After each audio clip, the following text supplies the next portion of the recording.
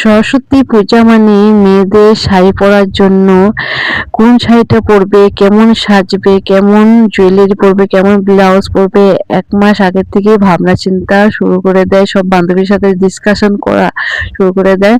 তো hello guys, তখন আমি চলে আসছি বড় ছেলের স্কুলে, ধুলা হাই সেকেন্ডারি। তো স্কুলে এসে প্রথমে ভিতরে চলে যাচ্ছি ঠাকুর প্রণাম করতে। তো ঠাকুর প্রণাম করে নিলাম। আমাদের আস্তে আস্তে অনেকটাই লেট হয়ে গেছে। তো এসে বড় ছেলে তো আমার সাথে রাগ করে বসে আছে, গাল ফুলে বসে আছে, যে বললো যে মা জলদি চলো। এসে দেখে ওর সব ফ্রেন্ডসরা চলে গেছে। তো আমার সাথে রাগ করে এখানে বসে আছে, তো আমার সাথে কথা বলবে না বলছে। তো স্কুলটা আমি একটু ঘুরিয়ে দেখিয়ে দিচ্ছি। তো সরস্বতী পূজার কথাগুলো কি বলবো, ছোটবেলায় মা থেকে শাড়ি নিয়ে পরে কিভাবে, শাড়িটা তো সামলাতে পারতামই না, তবে শাড়ি পরতাম। তো এখানে বিক্রম স্যারের সাথে আমার ছেলে ফটো ফটো তুলে নিল। বিক্রম স্যারকে না আমার ছেলে অনেক ভালোবাসে, সারাদিন খালি বিক্রম স্যার বলতেই থাকবে। তারপর একটু ফুচকাও খেয়ে নিল। আমার যার জন্য ওয়েট করতে করতে যা এখন চলে আসলো।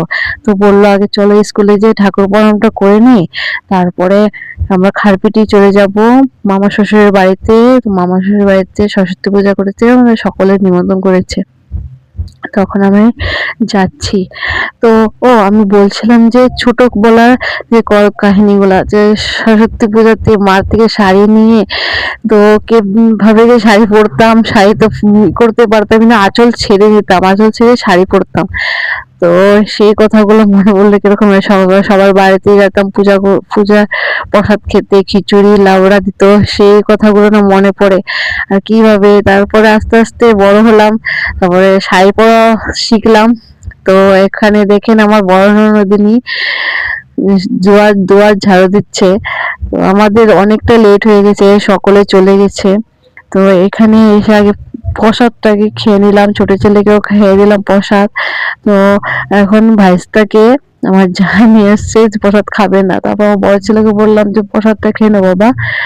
তো বললো যে খাবো না, ফুচকা খেয়েছে তো প্রসাদ খাবো না বলছে। তো আমি বলছি না বাবা, খেতে লাগবে প্রসাদ। তারপর এখানে ছোট ছেলে খেলো খেলো করছে, দেখছেন ও বিছনাতে ছেড়ে দিলে খুব খুশি হয়, খেলতে খুব ভালোবাসে। তারপর এখানে ভাস্তিও চুপচাপ শুয়ে শুয়ে দেখছে দাদাকে।